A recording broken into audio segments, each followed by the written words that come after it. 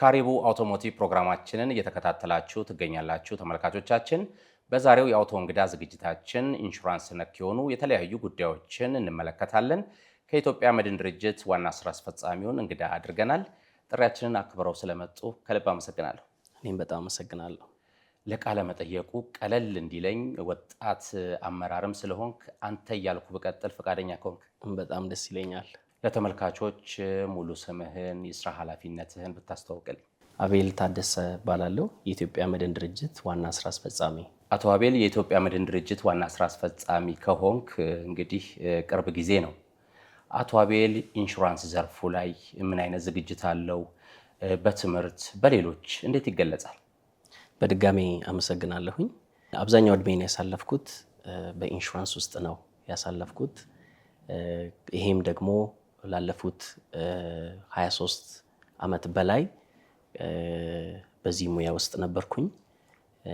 እንግዲህ በዛን ጊዜ ከታች ከጁኒየር ትሬኒ ጀምሮ እስከ ላይ ድረስ እስከ ከፍተኛ አመራር ድረስ በዚህ ሙያ ውስጥ አሳልፌያለሁ። ከዛም በተጨማሪም ደግሞ በስራ እድል ብዙ ሀገሮችን የማየት ብዙ ትሬኒንጎችን የመውሰድ እድሉ ነበረኝ። የትምህርት ዝግጅትን በተመለከተ የመጀመሪያ ዲግሪ በአካውንቲንግ ከአዲስ አበባ ዩኒቨርሲቲ፣ ሁለተኛ ዲግሪ በቢዝነስ አድሚኒስትሬሽን ከጅማ ዩኒቨርሲቲ እናም ከለንደን ቻርተርድ ኢንሹራንስ ኢንስቲትዩት በኢንሹራንስ ሰርቲፋይድ ሆኜ የዚህ አይነት ዝግጅት ነበረኝ። የኢትዮጵያ መድን ድርጅት 50ኛ የወርቅ ኢዮቤልዩ በዓሉን እያከበረ ይገኛል። እንኳን አደረሳችሁ። እንኳን አብሮ አደረሰን። በዚህ አጋጣሚ መላው የኢትዮጵያ መድን ድርጅት ሰራተኞችን፣ ደንበኞቻችንን፣ የስራ አጋሮቻችንና መላው የኢትዮጵያን ሕዝብ እንኳን አብሮ አደረሰን ማለት እፈልጋለሁ። የኢትዮጵያ መድን ድርጅትን የማያውቅ ባይኖርም የኢትዮጵያ መድን ድርጅት ማን ነው? አገራዊ አስተዋጽኦ ምንድን ነው? በኢንሹራንስ ዘርፉ ላይ የኢትዮጵያ መድን ድርጅት ያለው ሚና ምንድን ነው? የኢትዮጵያ መድን ድርጅት በሀገሪቱ የመድን ዘርፍ የጀርባ አጥንትና ግንባር ቀደም ተቋም ሆኖ የቆየ ተቋም ነው። ከዛም በተጨማሪም ደግሞ አሁን በዘርፉ ወይም በኢንዱስትሪው ላይ የምናያቸውን የግል ኢንሹራንሶች ወይም መድን ሰጪ ተቋሞች የወለደ ተቋም ነው። በአጠቃላይ በሙያውና በመድን ስራ መሪዎችን የፈጠረ ትልቅ ተቋም ነው። በተጨማሪም አገሪቷ ውስጥ ያለውን ኢኮኖሚ እና የተለያየ እንቅስቃሴዎችን በመደገፍ የራሱን አስተዋጽኦ ያደረገ ተቋም ነው። በኢንሹራንስ ዘርፉ ላይ 50 ዓመታትን አስቆጥራችኋል። ጀማሪ ናችሁ። አሁንም በተለያዩ ጉዳዮች ላይ መሪ ናችሁ። ይሄን 50ኛ ዓመት የወርቅ ኢዮቤልዩ በዓላችሁን በምን ሁኔታ እያከበራችሁ ትገኛላችሁ? 50ኛው ዓመት በዓላችንን ስኬቶቻችንን እየዘከርን የወደፊቱን እንቀይሳለን በሚል መሪ ቃል ማክበር ጀምረናል። በዓሉንም የጀመርነው ሰራተኞቻችንን የምናመሰግንበትና የወደፊት አቅጣጫችንም ደግሞ የተነጋገርንበት ጊዜ ነበረ። ለታሪካዊውና ልዩ ለሆነው ለኢትዮጵያ መድን ድርጅት 50ኛ ዓመት የምስረታ ክብረ በዓል የማስጀመሪያ ቀን በሰላም አደረሳችሁ አደረሰን ለማለት እወዳለሁ። በዓሉ ለ2 ወራት ነው የሚከበረው። በቀጣይ አብረውን ብዙ ዘመን ለዘለቁ ደንበኞች የምናመሰግንበት ዝግጅቶች ይኖሩናል። ከዛም አልፎ ደግሞ የደም ልገሳ፣ ችግኝ ተከላ እና ሌሎች የበጎ አድራጎት ዝግጅቶች በዚህ ጊዜ ይኖሩናል ማለት ነው። በሀገራችን የኢንሹራንስ ዘርፍ ላይ 50 ዓመት መዝለቅ ቀላል አይደለም። ይህ 50 ዓመት ጉዟችሁ ውጤቱ፣ ስኬቱ እንዴት ይገለጻል? 50 ዓመት እንግዲህ ቀላል ጊዜ አይደለም። የአንድ ክፍለ ዘመን ግማሽ ማለት ነው። በዚህ ሁሉ ጊዜ የኢትዮጵያ መድን ድርጅት የገበያ መሪነቱን አስጠብቆ ነው የቀጠለው። ከዛም ባለፈ ተደራሽነቱን ለማስፋት በተለያየ የሀገሪቱ ክፍሎች ቅርንጫፎችንና ዲስትሪክቶችን በመክፈት በመስራት ላይ ይገኛል። በተጨማሪም ደግሞ የአደጋ የመሸከም አቅሙን በበለጠ ሁኔታ አስፍቶና አሳድጎ ይገኛል። የኢትዮጵያ መድን ድርጅት ሪፎርም ላይ ነው ያለውት እያለ ነው።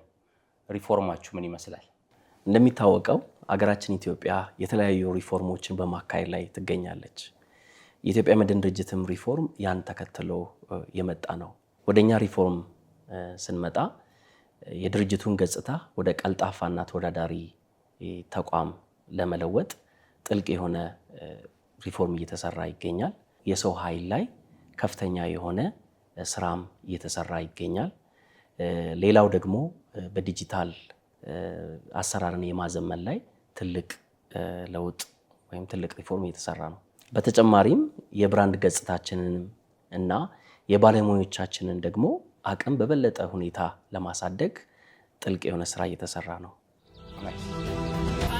ኢትዮጵያ መድን ድርጅት 50ኛ ዓመት በስራ ማድረሳችኋል። በኢንሹራንስ ዘርፉ ላይ የተሽከርካሪዎች ኢንሹራንስ ወይንም የሞተር ኢንሹራንስ የምንለው አዋጭ አይደለም ሲባል እሰማለሁ። ከተገናኘን አይቀር የተሽከርካሪ ኢንሹራንስ አዋጭ ያልሆነበት ምክንያት ምንድን ነው አቶ አቤል? እውነት ነው። የተሽከርካሪ ኢንሹራንስ አዋጭ አይደለም የሚባለው ነገር ከአደጋው መብዛትና ከሚደርሰው የአደጋ ብዛት ጋር ተያይዞ ሊሆን ይችላል።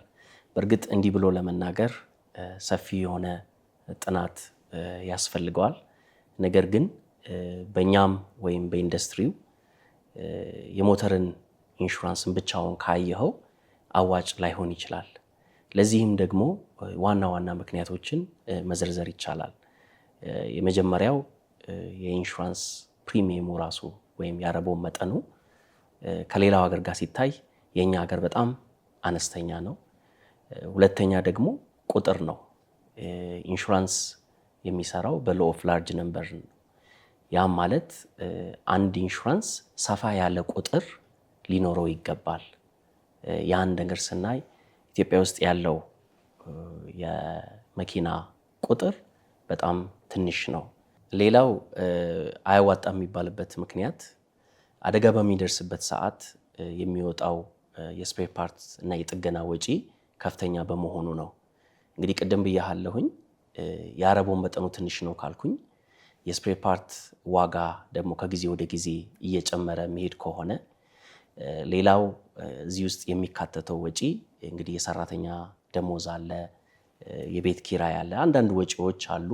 ያውም ትርፉን የትርፍ ማርጅኑን እዚህ ውስጥ ሳትከት ስታየው የተሽከርካሪ ኢንሹራንስ አያዋጣም የሚባለው በዚህ ምክንያት ይመስለኛል። በዚህ አጋጣሚ ማስተላለፍ የምፈልገው መልእክት ብዙ ጊዜ ሰዎች፣ ድርጅቶች ከፍተኛ ወጪ በማውጣት ተሽከርካሪዎች፣ ንብረቶች ይገዛሉ። ነገር ግን ኢንሹራንስ አይገቡም።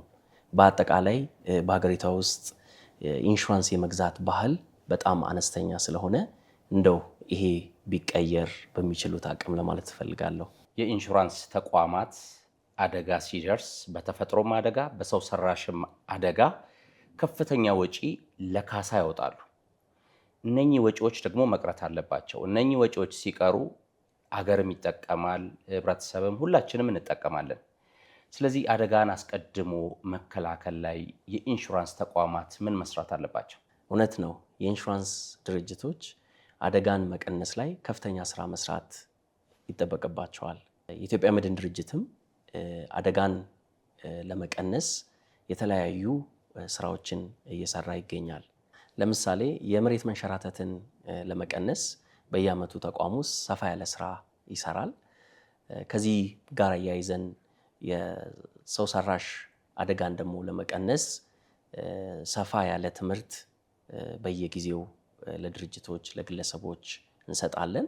እንደገናም ደግሞ ከእናንተ አይነት ተቋም ጋር ሆነን ብዙ ስራ እየሰራን እንገኛለን። የኢትዮጵያ መድን ድርጅት ማህበራዊ ኃላፊነትን ለመወጣት የሚሰራቸው ስራዎች ምንድን ናቸው?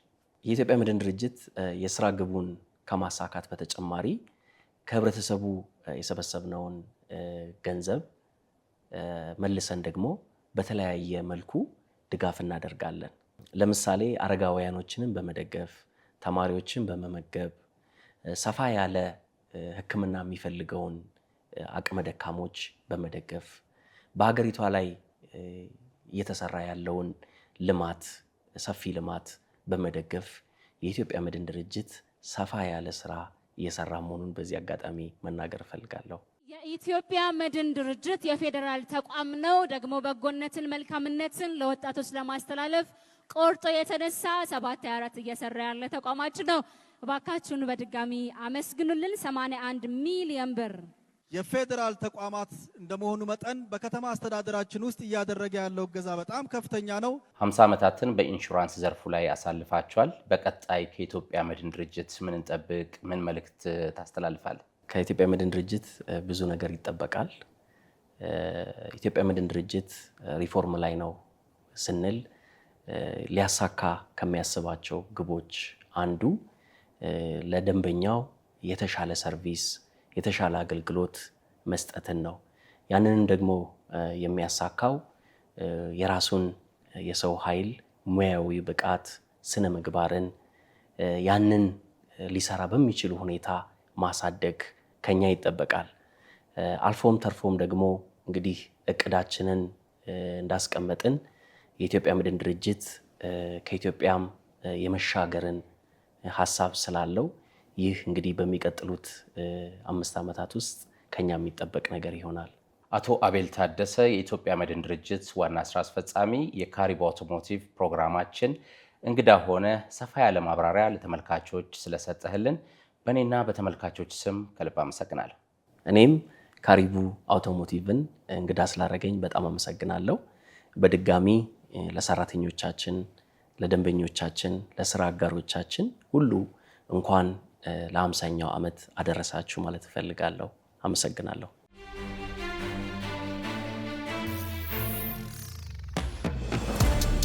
በሀገራችንም የመድን አገልግሎት መሰጠት የተጀመረው በ1905 ዓ.ም ሲሆን አገልግሎቱ በውጭ ሀገር ዜጎች አማካኝነት ከባንክ አገልግሎት ጋር በጥምረት ሲሰጥ እንደነበር ይነገራል። በ1968 ዓ.ም ደግሞ በሀገራችን የመድን ዘርፍ ቀዳሚና ግዙፍ የሆነው የኢትዮጵያ መድን ድርጅት ራሱን ችሎ ተመሰረተ።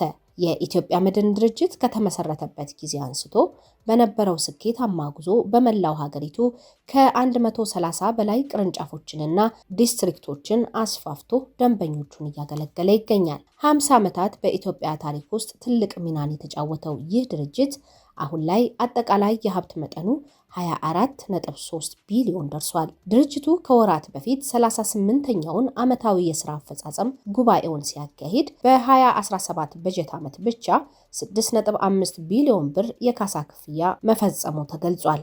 ባለፈው የበጀት ዓመት ከ13.3 ቢሊዮን ብር በላይ የአረቦን ገቢ የተሰበሰበ ሲሆን ከተገኘው የአረቦን ገቢ ውስጥ 12.9 ቢሊዮን ብር ከጠቅላላ መድን ዘርፍ እንዲሁም 428 ሚሊዮን ብር ደግሞ ከህይወት መድን ዘርፍ እንደተገኘ ተገልጿል። እንደ ታላቁ ህዳሴ ግድብ፣ የኢትዮጵያ አየር መንገድ፣ ኢትዮ ጅቡቲ ምድር ባቡር እና ሌሎች በሀገር ውስጥ የሚገኙ ግዙፍ መንግስታዊና መንግስታዊ ላልሆኑ ድርጅቶች የኢንሹራንስ አገልግሎት እየሰጠም ይገኛል። በተለይ የታላቁ የኢትዮጵያ ህዳሴ ግድብ ግንባታ ከተጀመረ ጊዜ አንስቶ እስካሁን ለግድቡ የተሰጠው የመድን ሽፋን አይነት ኢንጂነሪንግ ኢንሹራንስ መሆኑን ገልጾ ይህም የኢንሹራንስ ፖሊሲ በዓለም አቀፍ ደረጃ ባሉ መድን ሰጪዎች የተቀረጸ እንደሆነም ተመላክቷል። ድርጅቱ በአሁኑ ወቅት አደጋን የመሸከም አቅሙ 12.8 ትሪሊዮን ብር ደርሷል።